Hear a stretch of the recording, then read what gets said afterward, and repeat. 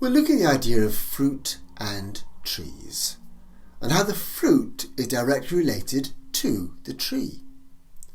The point is this: when Paul talks about the fruit of the Spirit, it must mean that the fruit is like the Spirit, as it comes from the Spirit. And so when Paul speaks about the first of the fruits being love, it must mean that love is a characteristic of the Holy Spirit. Now, interestingly, the love of the Holy Spirit isn't something we often think about.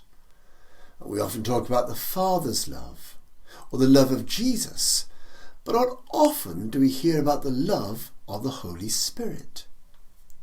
But if love is a fruit, it must be a part of the tree as well.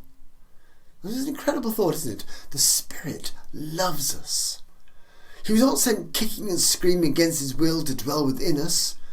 He doesn't sit within us full of resentment. He's not spending the whole day in despair of the people that are being forced to live within. No, when he dwells within us, it's his pleasure to live within us, because he loves us. And who wouldn't want to dwell within those he loves? Now, that doesn't mean he isn't encouraging us on. It doesn't mean he isn't shining a light on areas of our lives he'd love to bring transformation to. It doesn't mean there are things we do he would rather we didn't do. But it does mean that all those things are done from a heart of love, a heart of pleasure, a heart of delight. Another thing this means is that his motive for wanting transformation is delight and love. It's not to make us feel bad about ourselves. It's not to strip us of all sense of pleasure and fun, but because he sees something amazing within us.